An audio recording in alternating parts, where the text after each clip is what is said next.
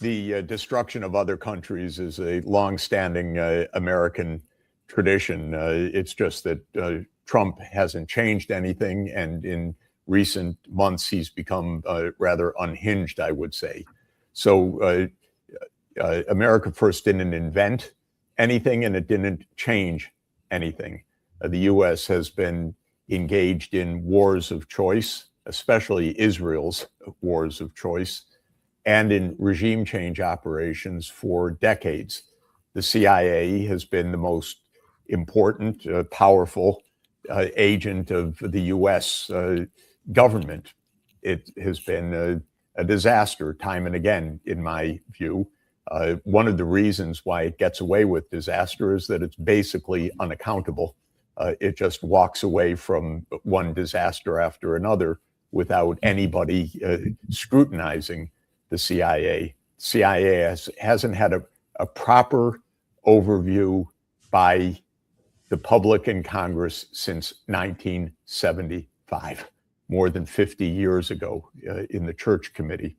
So what's happening is just a continuation of our politics. It's alarming. It's been a massive failure. It continues to be a massive failure. It's very heavily driven by the Zionist lobby when it comes to the Middle East. And we're on the verge of war with Iran because of all of this. And that could be another devastating mistake. What do you think Trump's strategy is, or that's the wrong word. What do you think Trump's goal? A sentence that says Trump's strategy is the wrong phrase. Right. There is no strategy because honestly, it's improvisation. But is it whatever Netanyahu wants? Is it the destruction and breakup of Iran?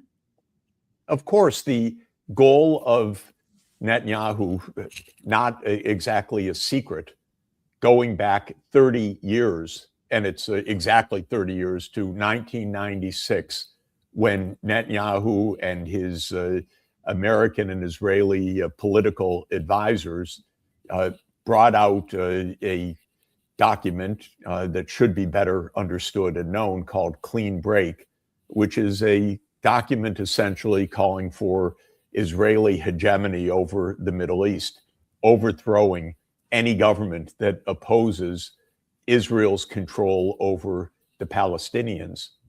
The goal from the start was, the mother lode from the start was overthrowing the Iranian government. And of course, the US has been party to one covert operation after another, assassinations, economic warfare, and last summer in June, the direct bombing of Iran. Remember how Trump chortled after the bombing that, well, this ended Iran's nuclear program. Now we hear, well, we have to go to war because there's a nuclear program. This is typical Trump nonsense in all directions. There's no consistency at all.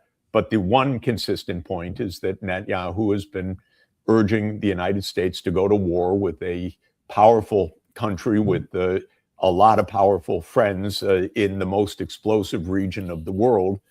And that urging has been going on basically since the mid-1990s. And every year of that period, Netanyahu has said, Iran's about to get a nuclear bomb. That's been the non-stop pattern. The truth is that for the last dozen years intensively, Iran has been trying to negotiate with the United States. And indeed, it did negotiate with the United States, and it reached an agreement with the entire permanent 5 countries of the Security Council plus Germany in a program that would absolutely have controlled Iran's nuclear energy to ensure that it could not be diverted into nuclear weapons. That was agreed. It was voted unanimously by the UN Security Council, Resolution 2231 in 2015. And Trump ripped it up when he came into office in the first term. because Netanyahu told him to rip it up. So here we are. Trump says, you got to negotiate. They have negotiated. Last year, when they negotiated, he bombed them. So this is a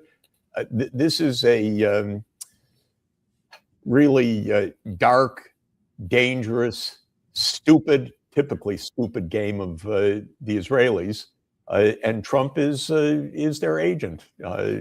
There's no space between what Netanyahu wants and what Trump delivers.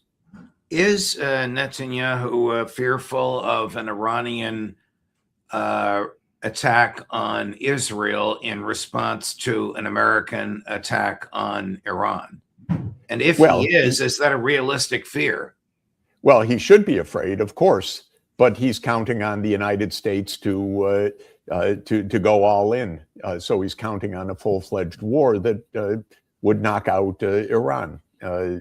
This is delusional in my view, but Netanyahu's delusional. And he has a delusional partner, Trump. You know, Netanyahu is the one that told us how wonderful each of these wars would be. He came to Congress in the fall of 2002 to say, go to war with Iraq. It'll be the greatest thing you ever did. It's going to make peace and security throughout the region. It's going to overthrow the regime in Iran, he said, because it's going to show how wonderful all of this is. This is what we've had for years and years. And it's quite clear that the hold of this on U.S. policy has been stunning. And I think we're beginning to see the pieces put together with the Epstein file, because what we're seeing from the Epstein file is not even so much about the sex and the parties on the island, but about Epstein's network of influence across the Israeli government, the US government, the British government, on all sorts of issues, including these security issues. So there's something going on that is being exposed, because all of us have wondered, how does the Zionist lobby have such a hold on US politics? And of course, money and campaign finance is part of it, but there has been more to it than that. And I think it's starting to be uncovered. Do the neocons want war in order to divert the American public's attention from the disastrous domestic policies at home, whether it's ICE agents murdering innocents in the streets of Minneapolis, or the revelations about Epstein and the president? I don't think it's diversion. I think that we're seeing two sides of the same coin. This is a group in power that believes in power as the answer to anything: wars abroad and military crackdowns at home. So I think that Stephen Miller really represents this view. It's not a trick. It's not a distraction. It's the same idea. Miller wants a militarization of American society, and he wants force to be the principal instrument of American policy abroad. And apparently he's the one that Trump listens to most, and he's part of this whole story. How is the average American harmed by the public policies of the Iranian government? Not at all. Not at all. Not at all. Wow. They're not threatened. How would Trump not threatened at all, not harmed at all. And especially what the Iranians have been saying, and you and I were in the room when we heard the president of Iran basically beg, we want peace, we want to negotiate. Right. That's taken as a sign of weakness by the people in Washington, not as a measure of responsibility and an opportunity to avoid war. That's the problem with these people, our people, I mean. They hear the other side wants to negotiate. They say, "Oh, good, let's kill him." That's actually how they think, which is if they want to negotiate, boy, they must be weak. Don't they understand that the only reality is power? Let me ask the flip side of that question. How will the average American be affected if the result of Trump's attack on Iran is a closing of the Straits of Hormuz and gas and energy prices go through the roof?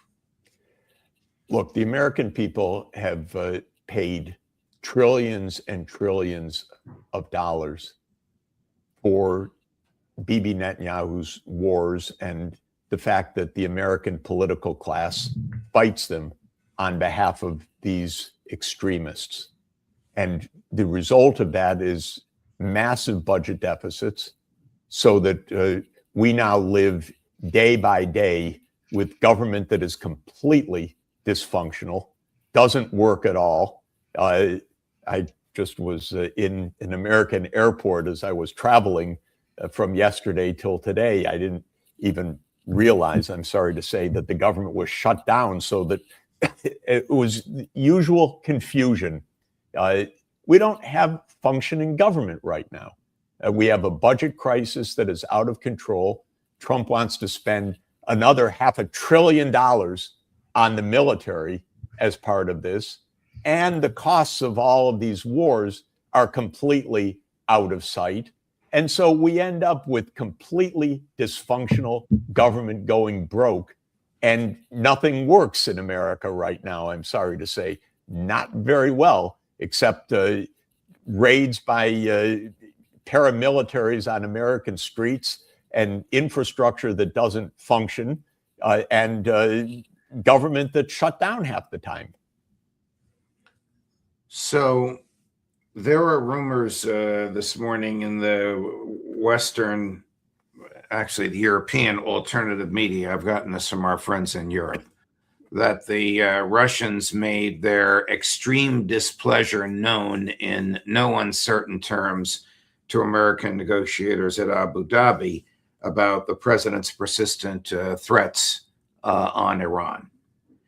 Whether those rumors are true or not, how do you think Russia and China would react to an American attack, whether it's a full-blown attack or one of these in and out things that Trump seems to favor?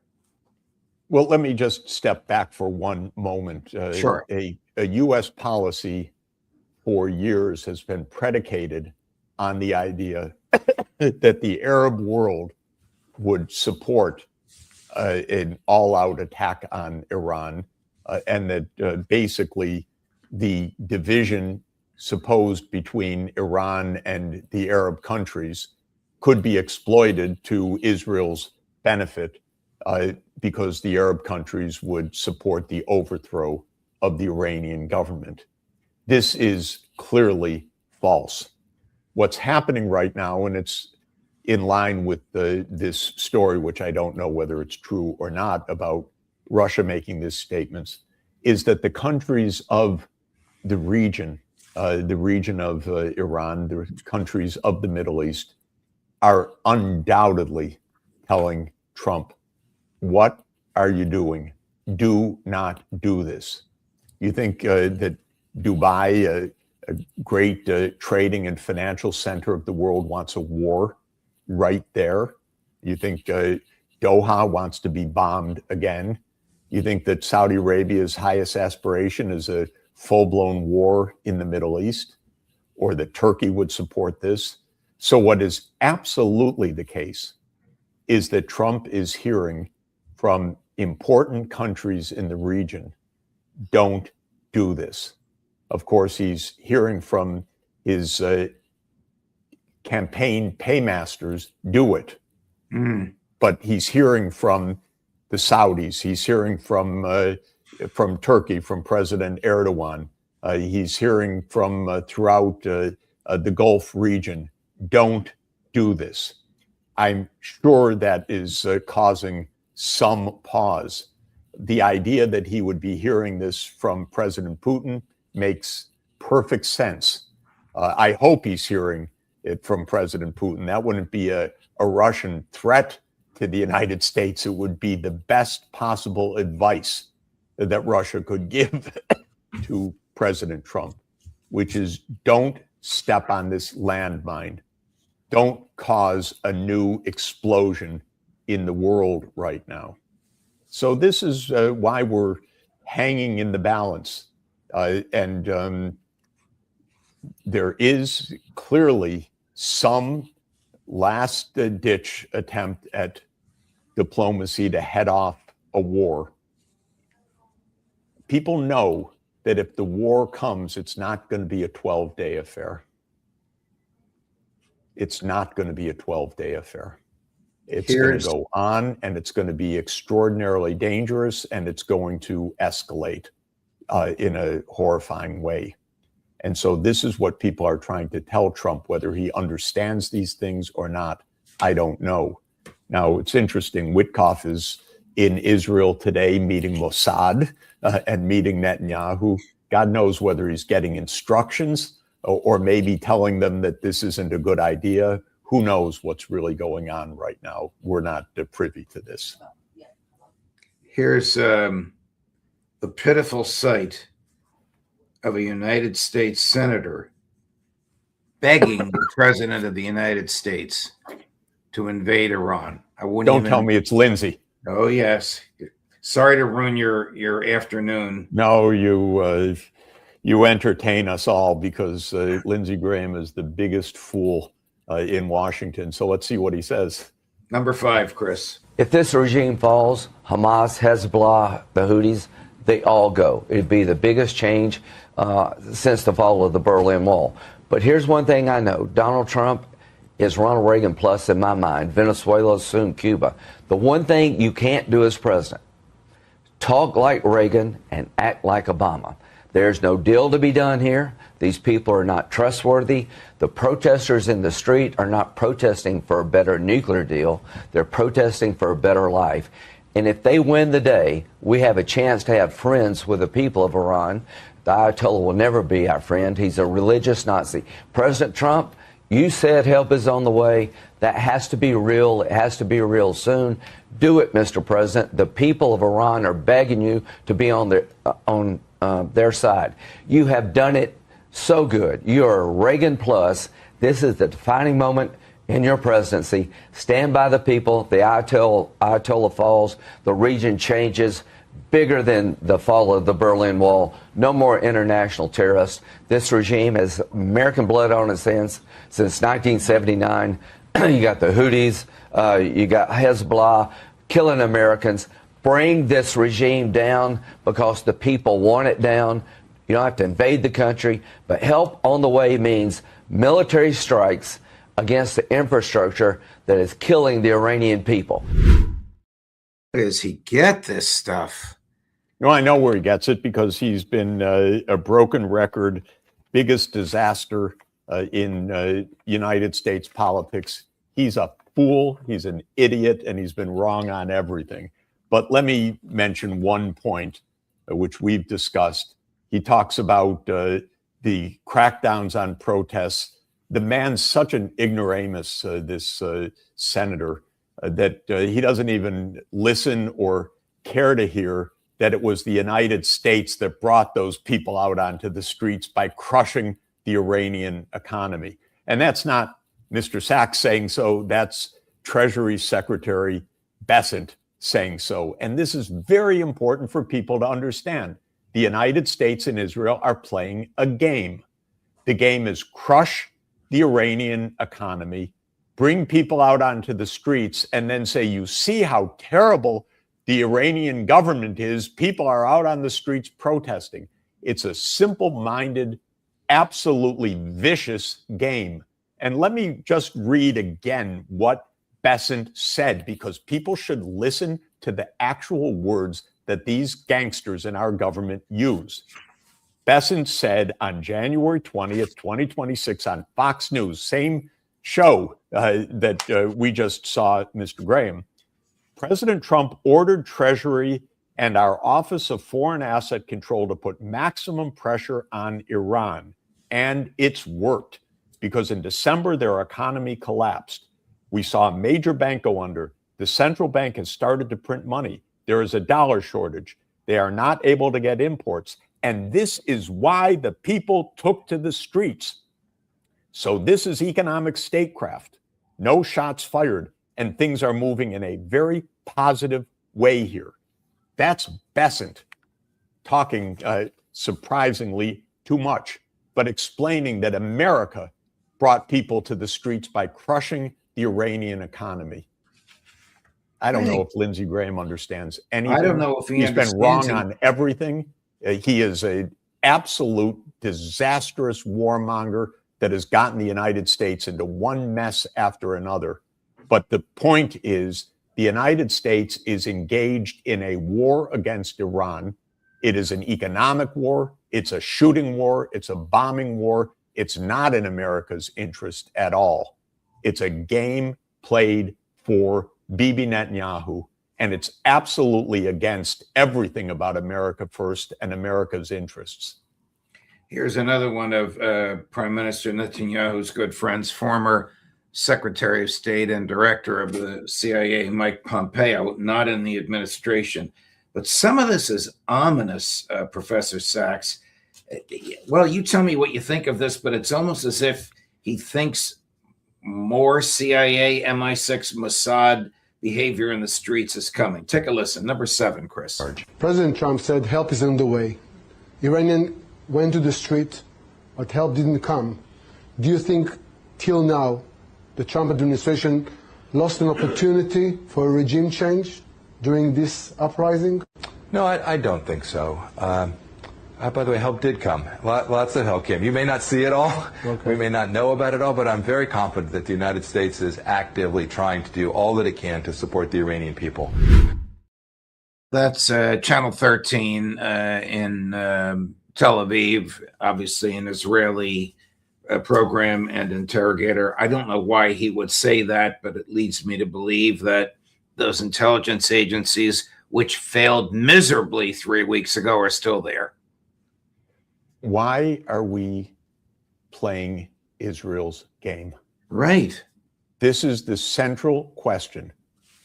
Let's review the Epstein files again about all his political manipulations, about the relations with the top people in the US government, in the Treasury, in Israel, in the UK, because we are locked into such a disaster right now. And there's Pompeo talking on Israeli television about, don't worry, we're all in there together. We're going to do this all together. No, we didn't miss a chance for regime change. And he's probably right that all of this war continues. It's just radically against the interests of you and me and the American people. And it's completely the opposite of America First or MAGA, completely the opposite. It's the worst of the swamp. It is the US being run for purposes that have nothing to do with America's interests. Very sad state of affairs, Professor And Sachs. very worrisome. I know, and you are wise and courageous to articulate it as carefully and precisely as you have. I just fear that Trump is surrounded by people like Stephen Miller and emboldened by people like Lindsey Graham, and that something catastrophic is going to happen and innocents will die.